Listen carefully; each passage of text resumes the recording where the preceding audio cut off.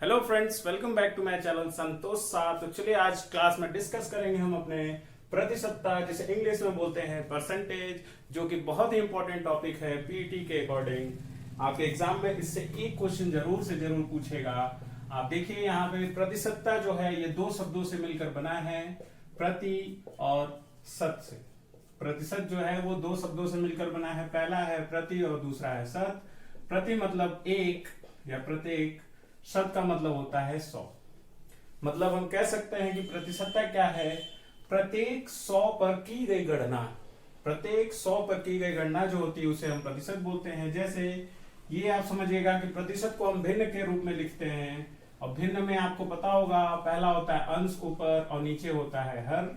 अगर हम प्रत्येक मतलब एक को 100 से गणना कर रहे हैं तो जो टोटल होता है वो कहाँ लिखते हैं, नीचे। मतलब हर में मतलब प्रतिशत की बात करेंगे तो हर में होगा 100 और अंश में होगा 1/100 जो है ये आपके प्रतिशत को रिप्रेजेंट करता है। और इस 1/100 को हम दिखाते हैं कुछ इस तरीके से। प्रतिशत का जो सिंबल है वो ये है गाइस। 1% का मतलब क्या, 1/100, क्योंकि एक की गणना हम 100 के आधार पर कर रहे हैं, इसी को बोलते हैं परसेंटेज या प्रतिशत। तो उम्मीद करता हूं आपको प्रतिशत समझ में आया होगा। अगर 1% को गाइस 1/100 लिख सकते हैं तो क्या हम 5% को क्या लिखेंगे, आप ये बताइए। बहुत ही आसान है गाइस। अगर 1% को 1/100 लिख रहे हैं तो 5% को लिखेंगे 5/100। अगर ये कट रहा है तो काट लेंगे, 5 एकम 5 5। ये देखिए इसको हमने भिन्न में बदल दिया, जो कि होगा क्या, 1/20। तो आपको ये भी क्वेश्चन आ सकता है कि प्रतिशत को भिन्न में कैसे बदले। आइए इस पे कुछ क्वेश्चन को सॉल्व कर लेते हैं, जिससे हमें बहुत ही आसानी होगी समझने में।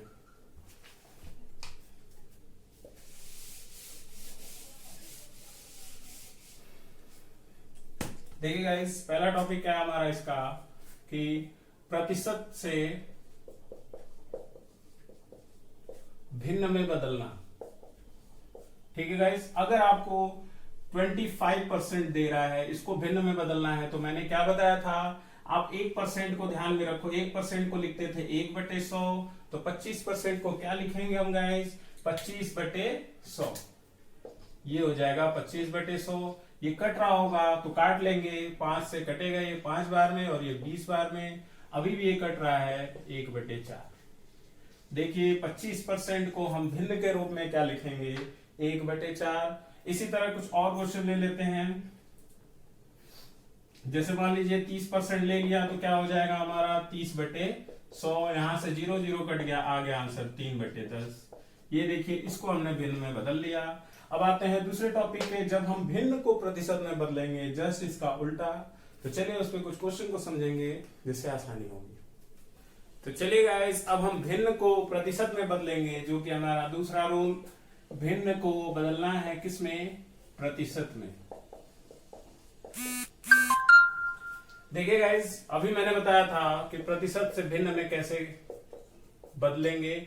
बहुत ही आसान था, जितना परसेंट हो उसको आप गुणा कर देते थे किससे, 1/100 से। यहां पे क्या करना है, जब भिन्न से प्रतिशत में आएंगे तो यहां हम जो भी भिन्न होगा उसमें 100 से क्या कर देंगे, गुणा कर देंगे। देखिए जैसे क्वेश्चन को समझते हैं लेकर, 1/2 है, ये भिन्न है। इसमें अगर आपको प्रतिशत में चेंज करना है तो क्या करेंगे, गुणे 100 कर देंगे। ये देखिए कर दिया। अब ये इससे कट रहा है 50 बार में और आंसर आ जाएगा 50। और इसके साथ हम प्रतिशत में बदल रहे हैं तो 50%। कुछ इस तरीके से इसको लिख लेंगे। चलिए एक और क्वेश्चन कर लेते हैं इसी पे। जैसे हमने लिख दिया 3/4 को इस भिन्न को बदलना है प्रतिशत में। बहुत ही आसान है गाइस। मैंने क्या बताया, भिन्न से प्रतिशत में जाना है तो 100 से गुणा करना होगा। कर दिया 100 से गुणा, 4 से 1 कट रहा था 25 बार में और आंसर आ जाएगा 25 या 75% या 75%। ठीक है गाइस, तो उम्मीद करता हूं आपको भिन्न से प्रतिशत में और प्रतिशत से भिन्न में, भिन्न के रूप में बदलना आ गया होगा। इसी के साथ आ जाते हैं, अगर दशमलव में पूछ दे तो क्या करेंगे। जैसे आपसे पूछ दे क्या कि प्रतिशत से दशमलव रूप में लाना है। ठीक है, जैसे 20% है, इसको दशमलव में बदलना है तो 20% का क्या मतलब है गाइस, 20/100, जो कि आपको मैंने बताया है। ये इससे कट गया 1 और 5 बार में। आंसर आ गया कितना 1/5। अभी ये भिन्न के रूप में है गाइस, हमें बदलना है दशमलव में, बहुत ही आसान है। 5 से इसको भाग दे देंगे तो आ जाएगा हमारा 0.2। ये देखिए ये दशमलव रूपांतरण हो जाएगा किससे, प्रतिशत से दशमलव में। तो उम्मीद करता हूं आपको ये समझ में आया होगा। अब चलिए कुछ ऐसे क्वेश्चन करते हैं जिसमें परसेंटेज निकालना हो किसी अमाउंट का। जैसे क्वेश्चन है आपका, अगर मैं आपसे बोल दूं कि 500 रुपए का 20% क्या होगा।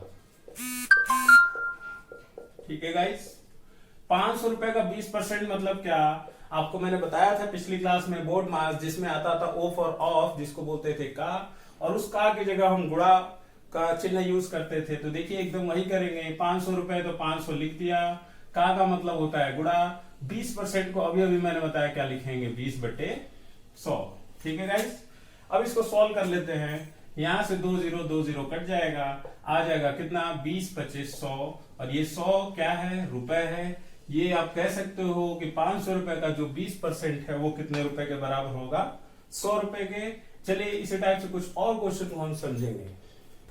चलिए गाइस बढ़ते हैं नेक्स्ट टाइप के क्वेश्चन की ओर, जो कि अगर हमारा इस टाइप का होगा क्या, जैसे किसी व्यक्ति की आय मान लेते हैं, किसी व्यक्ति की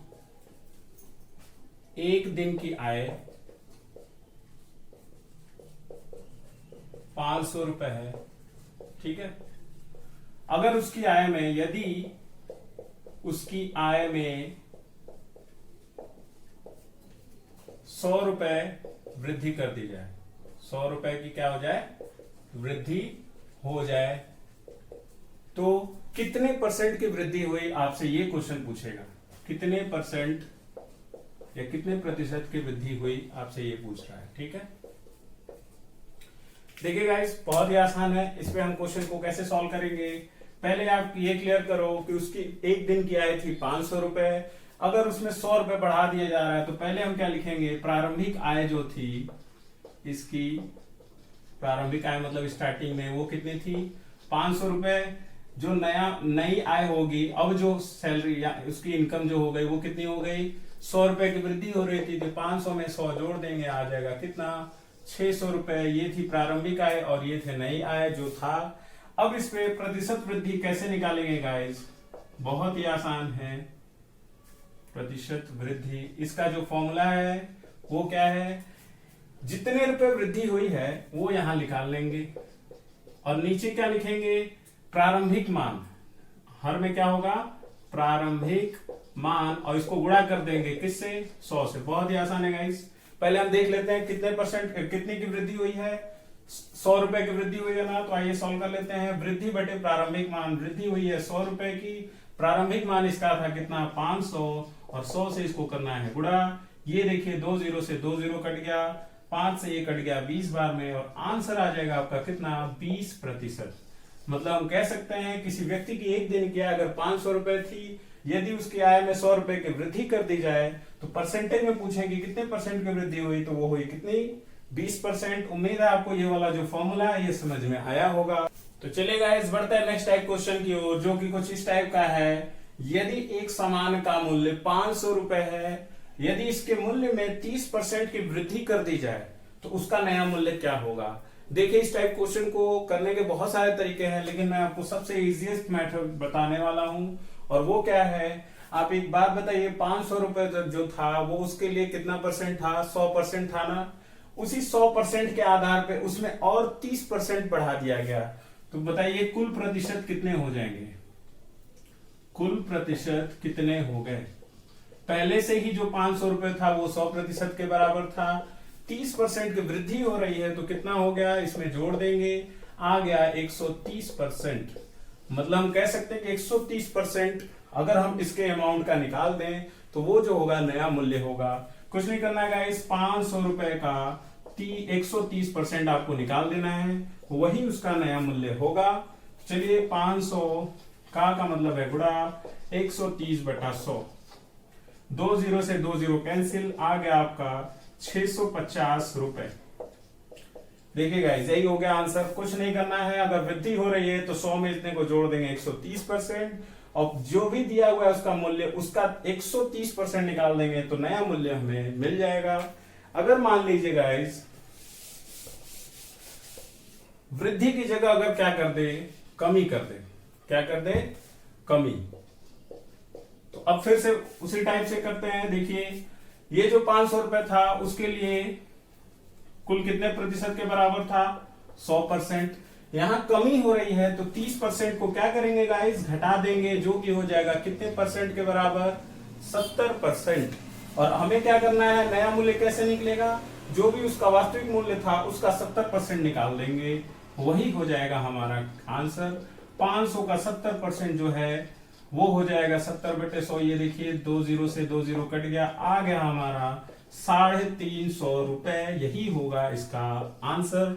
अगर आप फॉर्मूले के अकॉर्डिंग जाओगे तो थोड़ा सा टाइम ज्यादा लगेगा। मैं तो आपको सजेस्ट करूंगा इसी तरीके से आप क्वेश्चन को सॉल्व करो, अगर वो क्वेश्चन इस टाइप। तो चलिए गाइस, आज के टॉपिक में मैंने जितने भी क्वेश्चन बताए उम्मीद करूंगा आपको समझ में आया होगा।